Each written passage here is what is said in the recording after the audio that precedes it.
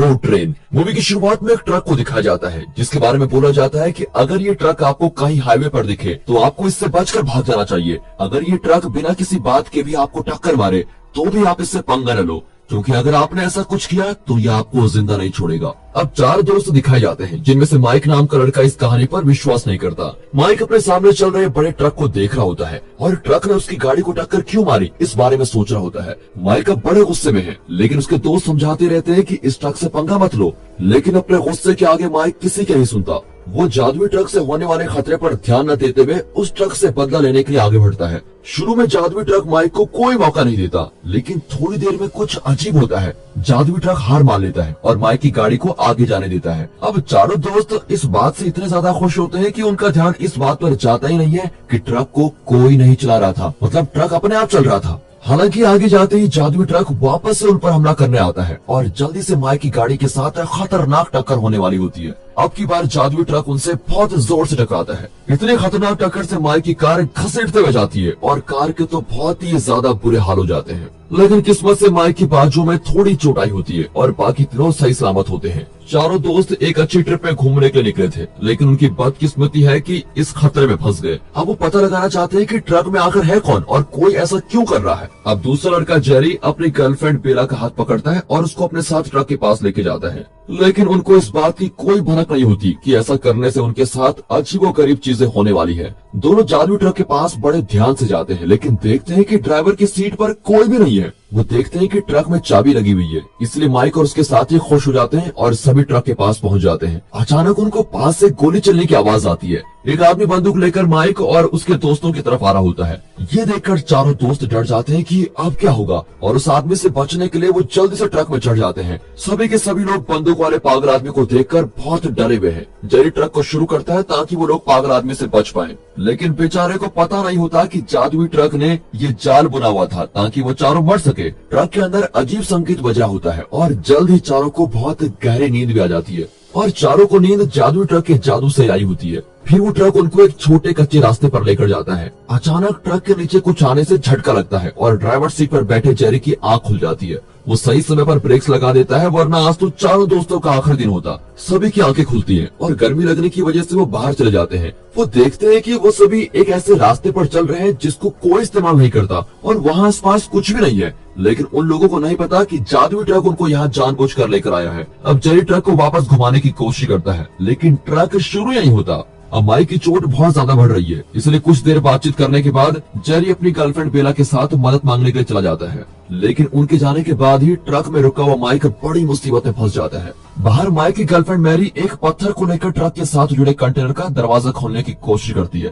ताकि उसको अंदर से कोई काम की चीज मिल जाए, लेकिन ऐसा लग रहा है कि ताले पर भी किसी तरह का जादू किया हुआ है, क्योंकि बहुत कोशिश करने के बाद भी ताला खुलने को तैयार नहीं होता। इसलिए मैरी हार मान के वहाँ से चली जाती है। अब मैरी पेट्रोल की टंकी खोलकर देखती है तो उसको पता चलता है कि टंकी में तो पेट्रोल है ही नहीं। ये देखकर सवाल उठता है कि बिना पेट्रोल के ये ट्रक यहाँ कैसे आया। मैरी का चेहरा देखकर साफ साफ पता लग रहा होता है कि उसके दिमाग में बहुत सारे सवाल आ रहे हैं। मैरी पेट्रोल के पाइप निकाल कर देखती है जिससे लाल रंग की कोई अजीब चीज निकल रही होती है। वो सोचती है कि ये कोई पेट्रोल तो नहीं है, तो ये चीज है क्या।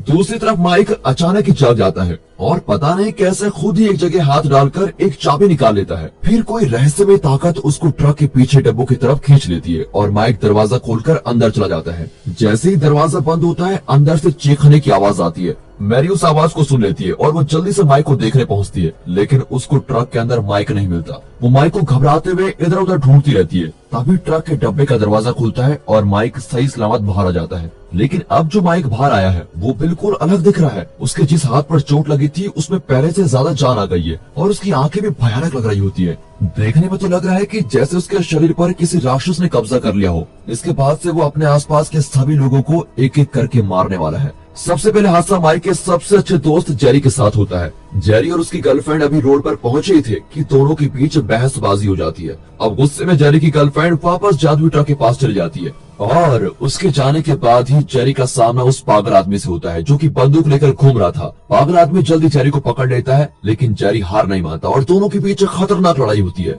हालांकि पागल आदमी लड़ाई जीत जाता है। पागल आदमी जेरी के मुंह में बंदूक डाल देता है और जेरी को कुछ भी समझ नहीं आता कि अब वो इससे बच पाएगा कि नहीं। इस सब के दौरान जेरी की गर्लफ्रेंड बेला जादुई ट्रक के पास पहुंच चुकी है और उसको चलाने की कोशिश करती है, लेकिन पेट्रोल न होने के बाद भी ट्रक चालू हो जाता है। हालांकि उनकी खुशियां सिर्फ 2 सेकंड तक भी नहीं टिकती, क्योंकि तभी के तभी उनके साथ बहुत बुरा हादसा हो जाता है। जेरी पागल हो चुका है। वो अपनी गर्लफ्रेंड के बाल पकड़कर उसको बाहर खींच लेता है और उसके बाद दूसरी लड़की मैरी के साथ भी ऐसा ही करता है। वो एक बंदूक दोनों लड़कियों के सर पर रखता है और दोनों लड़कियां डर के मारे कहां पर ही होती है। अब अपनी गर्लफ्रेंड की जान को खतरे में देखकर जेरी खुद को होश में लेके आता है। वो आराम से झुकता है और अपनी गर्लफ्रेंड को प्यार से गले लगा लेता है। अब वो खड़ा होकर उस जादुई ट्रक पर गोली चलाने की कोशिश करता है, लेकिन एक बार दोबारा उसको अजीब चीजें दिखाई देने लगती है। मैरी पीछे से मारकर जेरी को बेहोश कर देती है और उसकी बंदूक उठा लेती है। फिर दोनों लड़कियां मिलकर जेरी को ट्रक के नीचे बांध देती हैं और ट्रक को घुमाकर वापस जाने का तय करती हैं। लेकिन ऐसा होने से पहले ही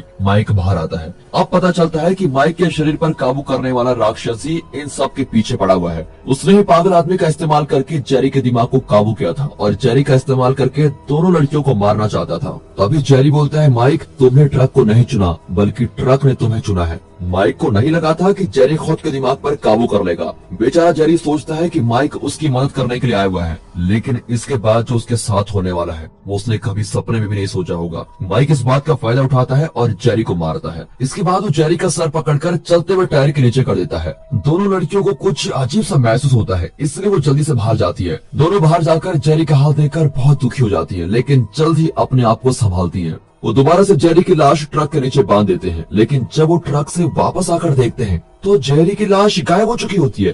दोनों लड़कियां बहुत घबरा जाती हैं कि ये हो क्या रहा है हमारे साथ। ये सब इतना डरावना होता है कि मैंने डर की वजह से वापस ट्रक में चली जाती है। तभी वहाँ पर माइक आता है और बेला को बोलता है, क्या तुम्हें मुझ पर विश्वास है? वो बेला को अपने जाल में फंसा लेता है और ट्रक के पीछे डब्बे में लेके जाता है। अब माइक का अगला शिकार उसकी गर्लफ्रेंड मैरी है। अब वो मैरी के सामने जाता है, जो कि ट्रक से बाहर अपने दोस्त बेला को ढूंढने में लगी हुई है। माइक मैरी को भी अपनी बातों में फंसाने की कोशिश करता है। मैरी ट्रक के अंदर जाती है और ट्रक को चालू करती है।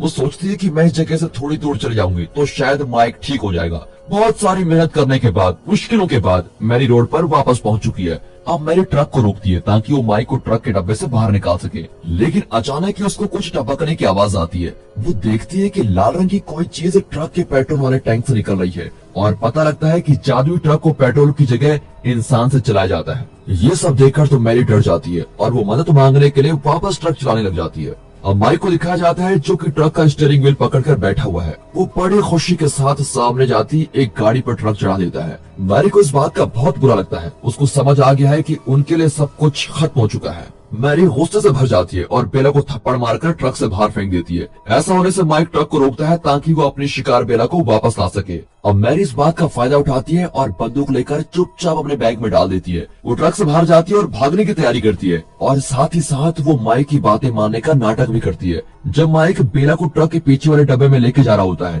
तभी वो माइक और बेला दोनों को अंदर ही बंद करने का सोचती है।